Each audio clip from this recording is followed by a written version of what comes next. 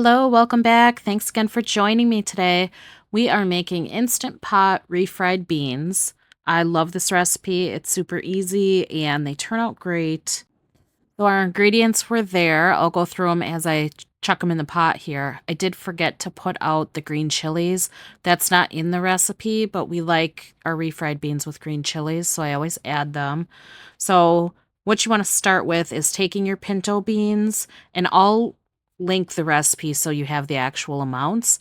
But you take your pinto beans, you want to rinse them and strain them out, pick out the bad ones, make sure there's no rocks, the whole standard thing when you do beans. Then you're going to chop up your onion.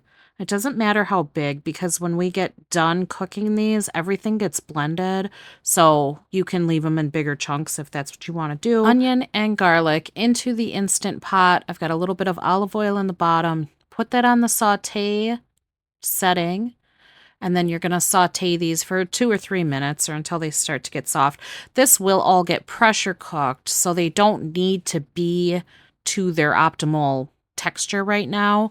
They're just kind of adding some flavor to everything by searing them. Once you've got a little bit of color on your onions and garlic, what the recipe says is to throw a little water in there to help scrape the bits off.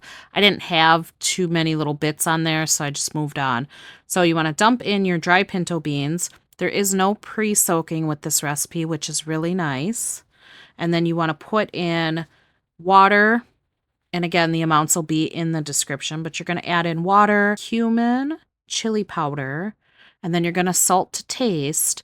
But it's hard to do that before you've cooked it. So I kind of hold off on the salt until everything's cooked, and then you can add it in at the end.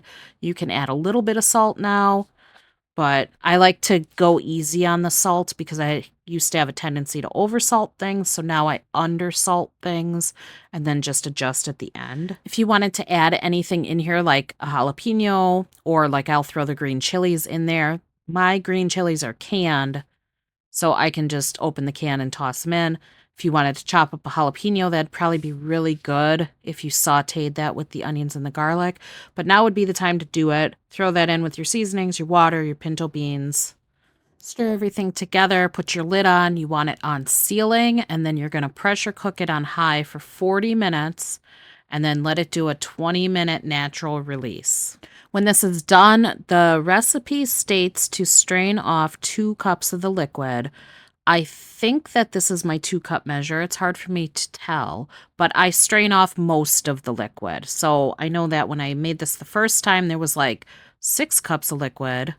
I don't know why, but I like to strain off most of the liquid and then add it back as I need it, regardless of whether it's the 2 cups or not, because once you blend it, you can't take that liquid back out. If you start off with taking it out and adding it back as needed, that works out a little bit better. Once you get that liquid out of there, an immersion blender is going to work the best for this. If you don't have that, you could put this in a regular blender.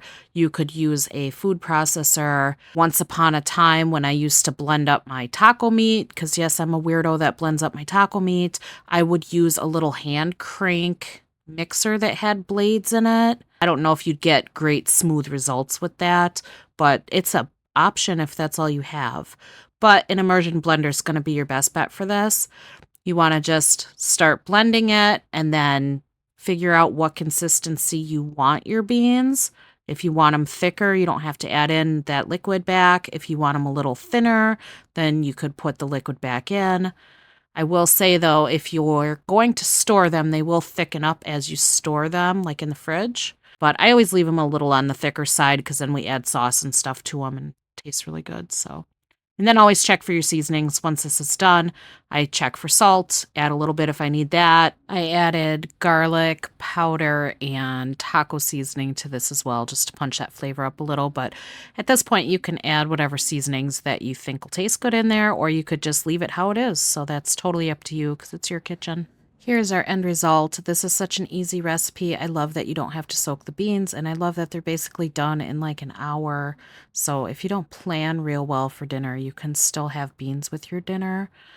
But these are great. I love this recipe. I will post it in the description box below. Super simple. Give them a try. Let me know what you think. Make sure you hit that subscribe button so we can hang out again, and I will catch you next time. Bye.